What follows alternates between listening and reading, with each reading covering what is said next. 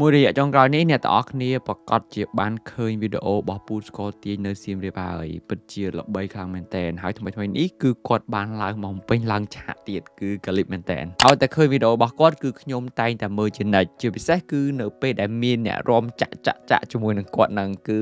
វាបង្កើតបរិយាកាសឲ្យសប្បាយហើយធ្វើឲ្យខ្ញុំសប្បាយចិត្តដែរគឺអង្គុយខ្ញុំអង្គុយសើចមើលវីដេអូរបស់គាត់មិនត្រឹមតែធ្វើឲ្យខ្ញុំសប្បាយចិត្តទេវាថែមទាំងបង្រៀនឲ្យខ្ញុំចេះពីមេរៀនហើយខ្ញុំចង់ចែករំលែកមេរៀនទាំងអស់នោះទៅកាន់អ្នកទាំងអស់គ្នាមេរៀនទី1បង្កើនចំណាប់អារម្មណ៍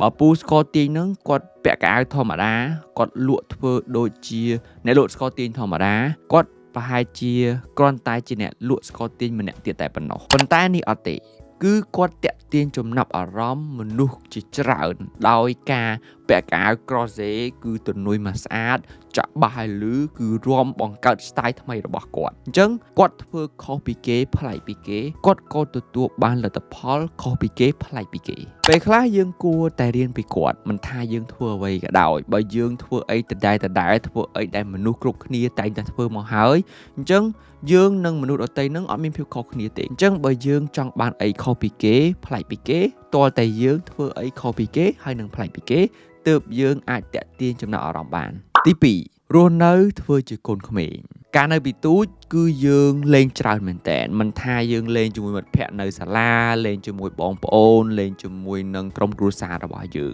ពេលខ្លះគឺយើងលេងច្រើនពេកសើចច្រើនពេកបលែងគ្នាច្រើនពេកគឺម៉ាក់ប៉ារបស់យើងតែងតែហាមតែងតែថាឲ្យអីចឹងទៅប៉ុន្តែនៅពេលដែលយើងធំឡើងគឺយើងអត់សូវលេងទេអត់សូវបលែងគ្នាទេគឺយើងខ្លាចគេថាធំហើយនៅលាក់ឡក់នៅបលែងគ្នានៅលេងច្រើនទៀតតាមការពិតទៅការបញ្ចេញអារម្មណ៍ការបលែងលេងទោះបីយើងធំហើយក៏ដោយខ្ញុំគិតថាអត់មានអីខុសទេ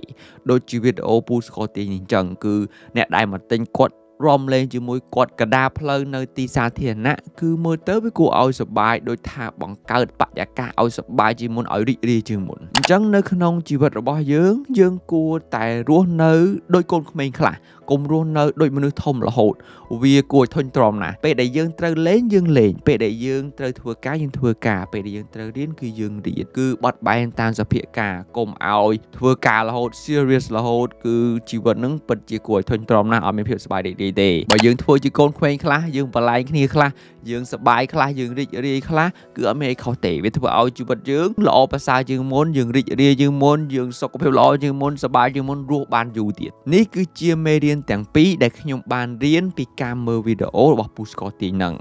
ចូលអ្នកទាំងអស់គ្នារៀនចេះអីពីការមើលវីដេអូរបស់គាត់ comment នៅខាងក្រោមផង scroll social media រាល់ថ្ងៃគួរតែរៀនសួរខ្លួនឯងថាតើយើងរៀនចេះអីពីការមើលវីដេអូទាំងអស់នោះកុំឲ្យ scroll បានតែ scroll អត់ប្រយោជន៍ខាតបង់តែពេលវេលា